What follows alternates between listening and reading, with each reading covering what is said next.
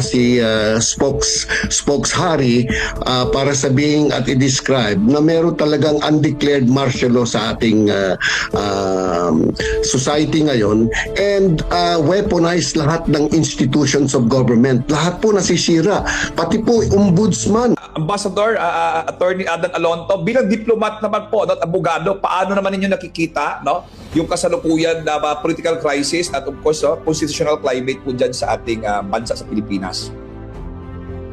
Sa isang former ambassador, medyo nakakalungkot at nakakalito itong nangyayari na sa ating bayan ngayon. Lahat weaponized, lahat ng institusyon ng gobyerno ay weaponized to serve a selfish political end, no? Nakita natin even at the height of martial law nung araw, I think Attorney Nedo and I were old enough to remember martial law. I was in first year high school when martial law was declared. For example, yung NBI, for example. Ito, ang NBI ay sa natatandaan ko ay talagang ang concentration niyan kahit nung height nung martial law ay talagang talagang to go after criminals, no? Ngayon ang NBI natin ngayon nag-iba na ho ang gawain, no? Ito'y talagang directly serving the political interest of the president, no? And let me be straight, of the president. Lahat ng ipagawa ng presidente ay ginagawa na hindi naman talaga angkop sa kanyang mandato. So tama si spokes Hari para sabihin at i-describe na meron talagang undeclared martial law sa ating society ngayon, and weaponize lahat ng institutions of government. Lahat po nasisira, pati po ombudsman na sana ay isang institusyon para tugisin ang ating mga corrupt officials, ay hindi na po talaga ginagawa ang kanyang mandato, no? I'm sorry to say that the ombudsman now has become a political tool to serve the selfish interest of this president. So nakakalungkot po. Bilang diplomat po, alam nyo, at alam mo to, Zurdo, mismo, na tayo ay ginawa natin lahat para mapauwi ang ating mga nasa sakdal sa Saudi Arabia. In fact, there were at least two anong tawag dito, death row inmates na 6 na taon nang nasa jail when I came.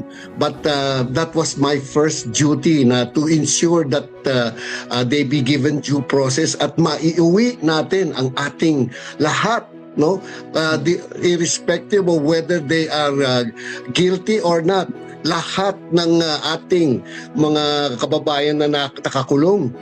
Pero ito, ang gobyerno itong iba talaga. Imbes mismo ang Pangulo ng Pilipinas ay ipinagkanulo nila, sa isang foreign tribunal na wala naman talagang basihan sa batas. So hindi ko alam kung ano ang mga paradigms nitong present government now para sabihin nila ay sila ay nagsisilbi pa sa taong bayan. So nakakalungkot po from the point of view of a diplomat. ICC, wala naman yung jurisdiction talaga, no? So being a diplomat pa po, ano naman po masasabi po niya dito? I share the points of view as expounded by Attorney Valera. My concern here talaga sa Supreme Court, particularly right from the very beginning when President Duterte was kidnapped and brought to The Hague. At ngayon, itong pagtutugis ngayon kay Senator Bato, no? Ang concern ko lang talaga ay yung timing ng kanilang mga desisyon. Ito pong nangyayari ngayon na kung saan pwedeng, alam mo, tinutugis ngayon si Senator Bato, no?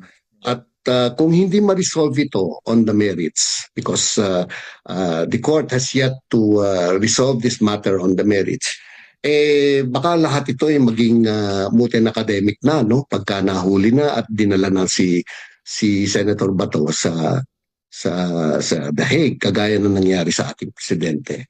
I think it's also important for the people to know that itong mga nakabinbin ngayon sa Supreme Court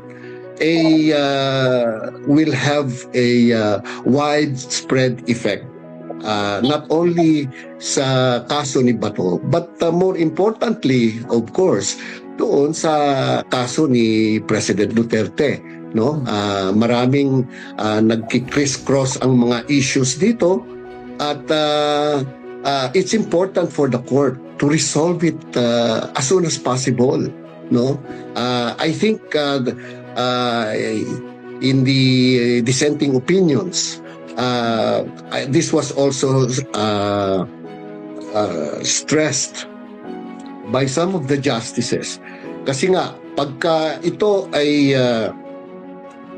maunahan, we are overtaken by events, wala na pong magiging saysay ang kung anuman ang magiging desisyon ng ating Korte Suprema. So, I hope that mahikayat natin ang ating Supreme Court na ating nirirespeto, na sana ay resolbahin ito sa lalo't madaling panahon, not only for the settling of all of these issues involving the ICC, but also for our people, no, to settle down and think about our country as a country of laws and not of men, no? Dahil lahat na ito naipatupad dito dahil sa order ng isang tao, only because he can and he wants it, and it is for his selfish interest. So as lawyers, tayo po ay still hoping that our court will resolve this as soon as possible.